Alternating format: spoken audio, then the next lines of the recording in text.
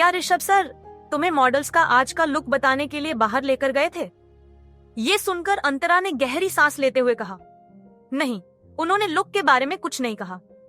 ये सुनकर शर्मा हैरान हो गया। क्या? तो फिर हमें कैसे पता चलेगा कि क्या लुक रखना है? जवाब में अंतरा ने कहा कि अब हमें ही तय करना है कि कैसा लुक रखें। ये सुनकर शर्मा ने बेताब होते हुए कहा, अरे हम ऐसे कैसे तय कर सकते हैं? तुम्हें तो ऋषभ सर का नेचर मालूम है। अगर जरा सी भी प्रॉब्लम हुई या उनको लुक पसंद नहीं आया तो वो हमारा जीना मुश्किल कर देंगे। लेकिन अंतरा का ध्यान अपने काम पर था। ये देखकर शर्मा को गुस्सा आ गया। उसने अंतरा से आगे कहा, अंतरा तुम सुन रही हो ना मैं क्या कह रहा हूँ? ऊपर से आज तो विक्रांत सर भी आए हैं और सारे अमीर बिजनेसमैन आज का शो देखने आने वाले हैं। आज के शो में कुछ गलत नहीं होना चाहिए, वरना हम दोनों का करियर खत्म समझो। ये सुनकर अंतरा ने दरवाजे की तरफ देखा। ऋषभ एक कुर्सी पर मुंह बनाकर बैठा था। अंतरा को पिछला वाला शो याद आ गया जब वो ऋषभ से पहली बार मिली थी और मेकअप कर रही थी। तब पूरे टाइम ऋषभ उसके आसपास था, लेकिन इस बार ऋषभ ने उससे कोई डिटेल शेयर नहीं करी थी। ये सब सोचते हुए भी अंतरा का ध्यान अपने काम से हटा नहीं था। एक के बाद एक मॉडल्स तैयार होती गई और एग्जीबिशन हॉल में जाने के लिए लाइन में लगती गई। शो शुरू होने में अब बस 15 मिनट ही बचे थे। तभी ऋषभ अपनी चेयर से उठा और सारी मॉडल्स की तरफ नजर घुमाई। उसने तुरंत शर्मा से पूछा, आज कितनी मॉडल्स आने वाली थी शर्मा? जवाब में शर्मा ने कहा कि 30 सर। ये सुनकर ऋषभ ने कहा कि फिर मुझे 29 ही क्यों दिख रही हैं? ये सुनकर शर्मा एकदम नर्वस हो गया। ऐसा कैसे हो सकता है सर? ये बोलकर शर्मा ने तुरंत मॉडल्स की गिनती शुरू की। अंतरा शर्मा को नर्वसली गिनती करते हुए देख रही थी। वो तो अपने काम में इतनी बिजी हो गई थी कि उसे पता भी नहीं था कि उसने कितनी मॉडल्स को तैयार किया था और वैसे भी कितनी मॉडल्स आई हैं, ये देखना उसका काम भी नहीं था। विनोद शर्मा की गिनती पूरी होने ही वाली थी तब ऋषभ को एक कॉल आ गया और वो उस पर बात करने लगा। शर्मा के माथे पर पसीना आ गया और उसने कहा, ऐसा कैसे हो गया? मैंने तो 30 मॉडल्स के लिए ही बोला था, एक कम कैसे आ गई? अंतरा ने विनोद के पास आते हुए पूछा, शर्मा जी सच में एक मॉडल कम है क्या? ये सुनकर शर्मा ने अंतरा को चुप रहने का इशारा करते हुए कहा कि अरे क्या कर रही हो, आहिस्ता बोलो, अगर ऋषभ सर ने सुन लिया तो मेरी जान ले लेंगे।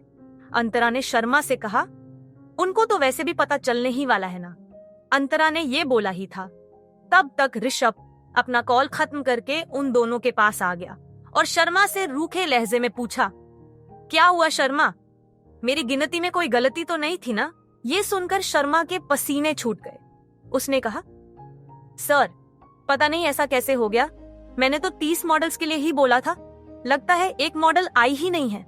लेकिन आप फिक्र मत कीजिए, मैं अभी तुरंत किसी और मॉडल को बुलवाता हूँ। ये सुनकर ऋषभ ने शर्मा से कहा, ये सब तुम्हें सुबह ही चेक कर लेना चाहिए था, अब काफी देर हो गई है, एग्जीबिशन शुरू होने वाला है। ये सुनकर शर्मा के पैर कांपने लगे और उसने हकलाते हुए कहा, मैं क्या बोल रहा हूँ सर, क्या हम किसी भी मॉडल को आउटफिट बदलकर बाद में रिपीट कर दें? शर्मा की बात खत्म होते ही अचानक से ऋषभ ने कहा, तुम जाओ। ये उसने अंतरा की तरफ इशारा करते हुए कहा था। ये सुनकर अंतरा घबरा गई और उसने कहा कि क्या? नहीं, मैं ये नहीं कर सकती, मैं सिर्फ मेकअप आर्टिस्ट हूँ, मैं स्टेज पर नहीं जा सकती। अंतरा ने साफ मना कर दिया था, लेकिन विनोद शर्मा को उसकी नौकरी बचाने के लिए अंतरा में आखिरी उम्मीद नजर आ रही थी। शर्मा ने कहा, सर आपने बिल्कुल ठीक कहा, अंतरा एकदम सही ऑप्शन है। इतना कहने के बाद शर्मा ने अंतरा को देखते हुए आगे कहा कि अंतरा, जो भी क्वालिटीज एक मॉडल में होनी चाहिए वो सब तुम में हैं और तुम्हें करना ही क्या है, सिर्फ एक कार के पास पोज देना है और तुम जरा मेकअप कर लोगी तो कोई तुम्हें पहचान भी नहीं पाएगा, इसलिए तुम्हें इस बात की भी फिक्र करने की कोई जरूरत नहीं है। ये सुनकर अंतरा ने कहा, अजनबियों के सामने खड़ीरे होकर फोटो खिंचवाने के लिए मैं कंफर्टेबल नहीं हूँ। सॉरी शर्मा जी, लेकिन मैं इसमें आप लोगों की कोई मदद नहीं कर सकती। ये सुनकर ऋषभ ने कहा, स्टेज पर जाने के लिए मैं तुम्हें 1 लाख रुपए अलग से दूंगा। अंतरा ने तुरंत मना कर दिया। वो दोबारा बोली, 10 लाख रुपए दोगे तब भी मेरा जवाब ना ही रहेगा। ये सुनकर शर्मा ने अंतरा से रिक्वेस्ट करते हुए कहा, अंतरा, तुम ये समझो कि तुम हमारी मदद कर रही हो। अगर तुम इसके लिए तैयार नहीं हुई तो मेरी नौकरी चली जाएगी। प्लीज मेरी हेल्प करो।